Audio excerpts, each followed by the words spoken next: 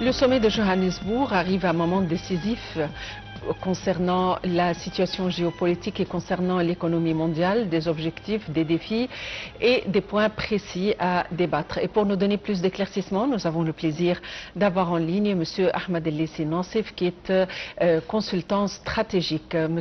Ahmed El-Lessi Nassif, bonjour et bienvenue avec nous. Bonjour à vous, madame. En fait, le sommet de Johannesburg est censé aborder des sujets importants concernant l'énergie, concernant l'inflation mondiale, l'économie mondiale. Et le Premier ministre a relié ceci aux questions géopolitiques concernant Gaza. À votre avis, quels sont les dossiers importants ayant été abordés durant le sommet des G20? Je pense que, en plus de ce que vous venez de mentionner ici, un des dossiers les plus importants mondialement, c'est la différence et l'histoire des dettes entre le Nord et le Sud. Et donc les pays africains sont en train de subir une pression énorme pour tout ce qui est dettes vis-à-vis ou les institutions mondiales ou les pays sécuritaires.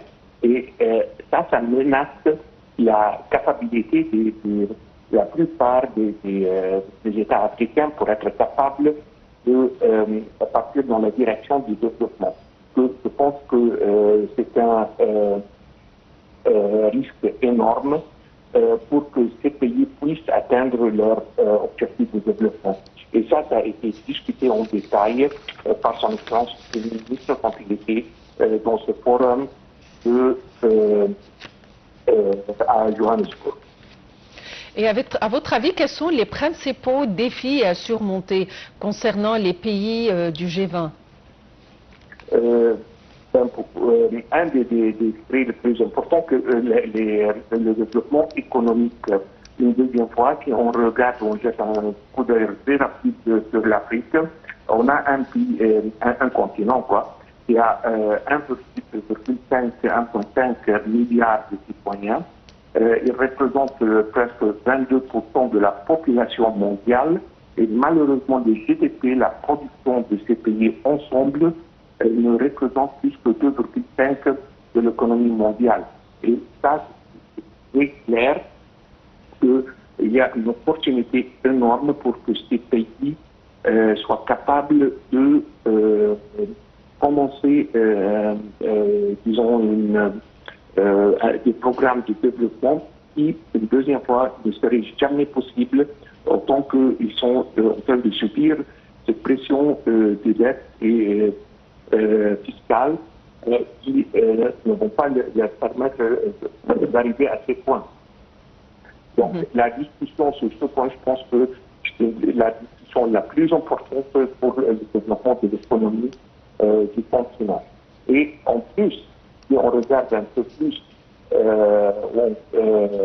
on rentre un peu plus au détail, on voit que presque 40% des GDP des pays du continent sont dépensés surtout sur les armes et les achats des armes, et notamment on a pas mal de guerres civiles qu'on voit un peu partout dans le continent.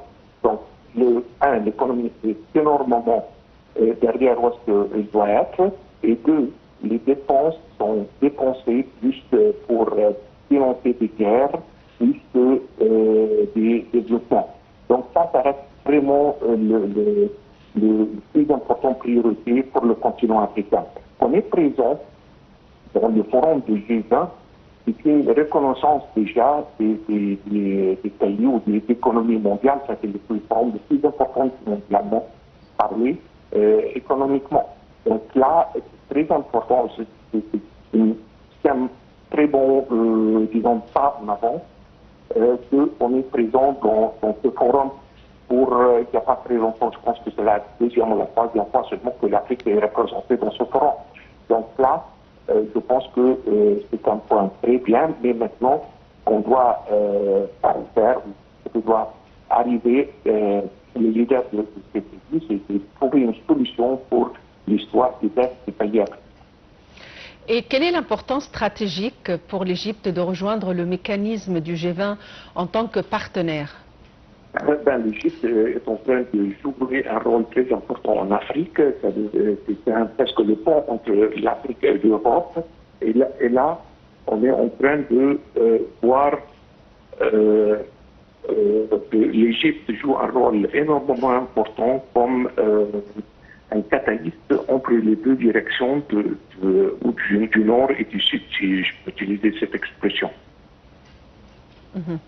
Et dans quelle mesure l'Égypte a un rôle à jouer au sein de cette communauté du G20? C'est-à-dire, quelle est l'importance pour eux, d'un autre côté, d'avoir l'Égypte en tant qu'adhérent? Deuxième point, l'Égypte vraiment est le catalyste. Elle joue un rôle de coordination très important entre le nord et le sud. Donc là, on est bien placé parce qu'on est méditerranéen, donc on est connecté avec du sud de l'Europe et on est dans le nord-est du continent. L'Égypte, c'est le lien entre les deux directions, si vous voulez, et là, ça vient l'importance stratégique de l'Égypte qui est en train de jouer ce rôle de lien pour, disons, apaiser les tensions dans le continent. Par exemple, on a le Soudan, on a la Libye, on a pas mal aussi dans le Sud-Sahara. Et d'un côté, et de l'autre côté, on a un défi très important, c'est le développement économique. Et l'Égypte est en train de faire un modèle avec les initiatives que son Excellence le Président Sisi est en train de prendre pour fixer l'économie égyptienne. Donc on devient un modèle pour comment fixer un pays qui a bien souffert pour pas mal de temps de ce qui est ce qu'on appelle la supplétion économique d'un côté à l'autre. Et là, on peut devenir un modèle pour pas mal de pays africains qui peuvent suivre le même pas que l'Égypte a suivi avec une très grande réussite. À votre avis, est-ce que l'Égypte pourrait être un seuil ou un portail pour ces pays vers l'Afrique? Tout à fait. On est très bien lié avec l'Afrique, ou physiquement ou par des accords économiques comme la COMESA par exemple. Et là, l'Égypte peut être une base de production et de commerce pour ces pays où les pays européens peuvent venir s'installer avec tous les initiatives que l'Égypte est en train de faire pour que ces pays viennent investir en Égypte, et que là, le commerce peut s'accentuer entre l'Égypte et le reste du continent.